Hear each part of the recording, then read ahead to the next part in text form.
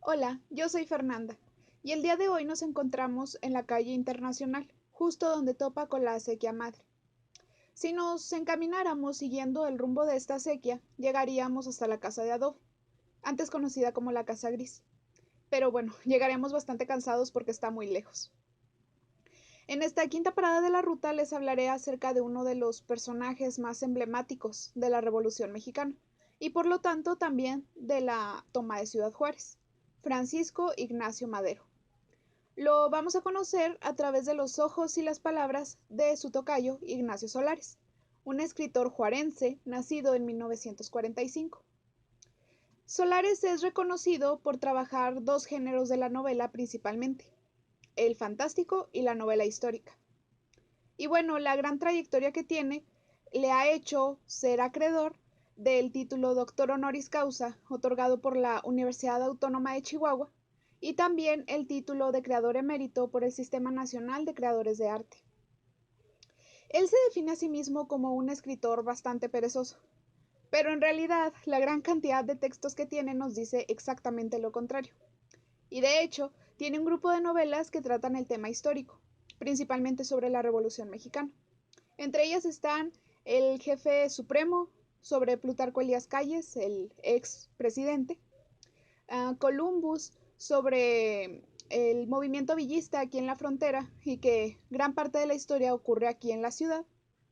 La Noche de Ángeles, sobre Felipe Ángeles, ese caudillo también importantísimo en la Revolución Mexicana y quien da nombre a una calle que se encuentra justo a 2 cuadras de aquí donde nos encontramos. Y pues también tiene Madero el Otro, de la que les hablaré un poco más. Madero el Otro es una novela histórica publicada en 1989. En una entrevista de hace un par de años, Solares cuenta cómo fue que terminó escribiéndola. Y dice: me encontré con un historiador, que por cierto ya murió, Manuel Arellano, que conservaba los manuscritos originales espíritas de Madero. Estos documentos se los había dado doña Sarita Pérez, viuda de Madero, para que los guardara, porque si no la celosa familia católica, que estaba en contra del espiritismo de Madero, los iba a destruir. Manuel Arellano los guardó, y al final nos hicimos amigos por otras razones, y no encontró mejor refugio que tu servidor para decirle: pues a ver qué haces con ellos. Pues hice Madero el Otro. Y podemos preguntarnos, ¿cuál es ese otro Madero? Porque al que popularmente conocemos es al líder revolucionario, al que ligamos con el grito de sufragio efectivo no reelección. Pues Solares en su novela, como lo dice la portada, nos muestra su dimensión más íntima y espiritual. Esta novela inicia con el asesinato del caudillo coahuilense a manos, o más bien disparos, del mayor Cárdenas. Es ese momento en el que se enfrenta a la muerte, en el que tiene oportunidad de rememorar su pasado. Él ve, analiza y comenta los episodios de su vida que lo llevaron a ese trágico final, al lado del vicepresidente Pino Suárez. Es así como nos enteramos de lo que desencadenó la traición de Victoriano Huerta, de los ideales pacifistas que perseguía y de cómo fue que se emprendió en esa misión de salvar a su nación. A través de todos estos detalles conocemos la voz de Madero, en primera persona, que nos cuenta los momentos más íntimos de su vida. Entré a la historia por la puerta trasera. Yo estudié letras, cuenta Ignacio Solares en la misma entrevista.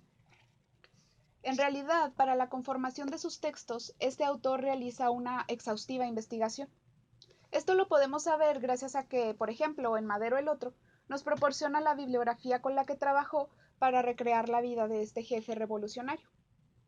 Solares se interesa por hablar desde otras perspectivas de los personajes históricos que conocemos de toda la vida, de los que nos hablaron o leímos en la escuela, de los que escuchamos un viva tal cada 16 de septiembre o 20 de noviembre. Como lo mencioné hace unos momentos, Madero el Otro se considera novela histórica, o más precisamente, nueva novela histórica, si nos metemos en la cuestión de los géneros y las modas literarias. Entonces, primero, ¿qué es novela histórica? Pues bueno, se dice que inició aproximadamente en el siglo XIX, y con ella se buscaba recrear el pasado de una nación para fomentar el sentimiento patriótico. Por eso, cuando leemos una, nos encontramos con un montón de fechas, lugares, personajes, contados con el mayor apego a la verdad posible, En cambio, la nueva novela histórica se toma algunas licencias. Se permite buscar nuevas miradas al pasado, cuestionar lo dicho por la historia, así en mayúscula. Hay distorsión de los hechos, críticas, parodias, etc. Se juega con el tiempo y con la versión oficial. Todo esto lo encontramos en la escritura de Solares. En Madero el Otro, la historia se rebobina, es decir, vamos de lo último que vivió hasta sus primeras andanzas y luego volvemos al punto culminante de la escena trágica. El juego con el tiempo es evidente, y ni qué decir con eso de jugar con la versión oficial, o por lo menos de alejarse de lo que se dice en los libros de historia. El mismo Solares confiesa que esta novela surgió más de lo simbólicamente verdadero que de lo históricamente exacto. Hablemos un poco más sobre el protagonista como personaje histórico. Su biografía nos cuenta que nació en 1873 en Coahuila, y es descrito, tanto por sus aliados como por sus enemigos, como un hombre pacífico, tranquilo y de baja estatura. Se dice que medía aproximadamente 1,57. También lo describen como un indeciso, con serios problemas para ejercer su autoridad. Esto lo podemos ver claramente en la toma de Ciudad Juárez con respecto a los altos mandos de su armada, es decir, a Garibaldi, de quien ya oímos en la parada anterior, Villa y Orozco, quienes se sublevaron e iniciaron el ataque sin sus órdenes. Estos líderes maderistas se enfilaron por diferentes frentes, cubriendo todos los flancos, lo que les permitió ir ganando terreno. A pesar de eso, la Plaza de Toros, que se encuentra justo detrás de donde estamos en este momento, en la calle Internacional, se les resistió, porque en varias ocasiones pasó de manos de los rebeldes a los federales y viceversa. Madero, como personaje literario, se gana a pulso los motes de apóstol de la democracia y mártir de la revolución. Solares nos deja ver la profunda creencia de Madero en la comunicación con el mundo espiritual. Así es, Madero hablaba con los espíritus, como Julieta Álvarez en materia de sombras. Y eran ellos quienes le dictaban, si se puede decir de esta manera, algunas instrucciones sobre cómo alcanzar la plenitud. De ellos aprendió a creer en el perdón y en que los hombres son buenos por naturaleza. Todas estas convicciones le trajeron algunos problemas al momento de ejercer su liderazgo durante la revolución. Era constantemente cuestionado de por qué se comportaba tan piadosamente con sus enemigos. Y bueno, Solares nos deja ver a este líder que reflexiona lo que cree, lo que piensa y hasta lo que escribe. También sabemos, por último, que sufre por la falta de apoyo de su familia, sobre todo de su abuelo, quien parece creer más en el régimen porfirista que en su propio nieto. Es así como esta novela se convierte en una puerta abierta para entrar a la intimidad más profunda de quien tomó Ciudad Juárez, al parecer sin mucho convencimiento.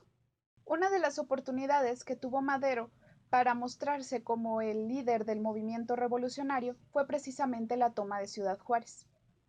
Este importante evento, según el doctor Pedro Siller, a quien ya conocimos en la primera parada, lo marcó definitivamente como el presidente democráticamente electo.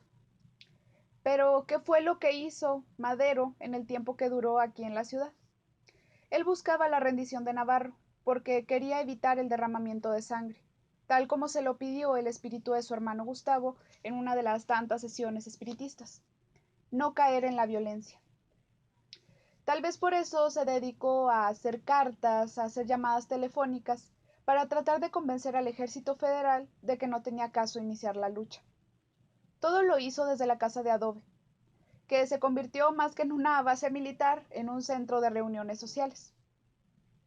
Toda esta falta de iniciativa, de acción, así lo vieron muchos de los revolucionarios, desembocó en el comienzo de la contienda.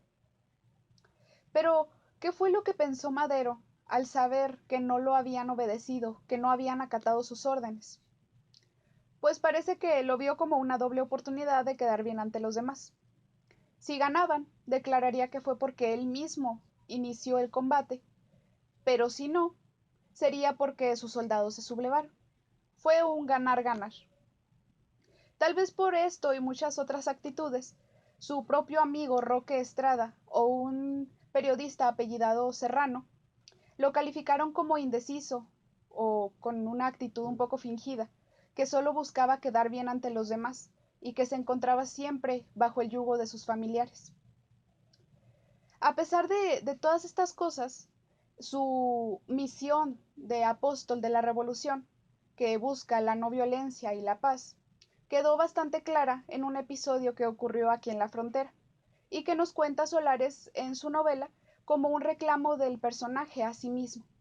Me refiero a Madero tratando de resguardar a Navarro de los revolucionarios para que no lo asesinaran. Y dice, y dime algo, ¿no pensaste que ahí, a la orilla del río Bravo, protegido por la envoltura de la noche, era él quien podía haberte matado a ti? ¿Qué hubiera tenido de extraño si su oficio era ese?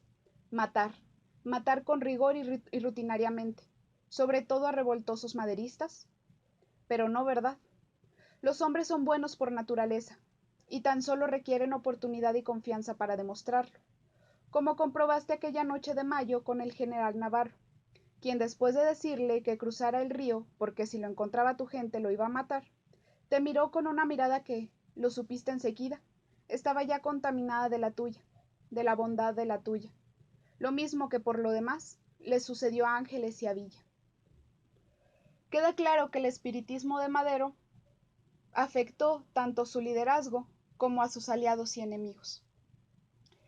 Tal vez todo esto nos hace ver que el destino de la nación verdaderamente estuvo en manos de los espíritus. Hasta aquí llega esta parada sobre Madero. Los invito a seguir viendo las siguientes paradas para ver qué fue lo que ocurrió en esos 3 días que duró la toma de Ciudad Juárez. Muchas gracias.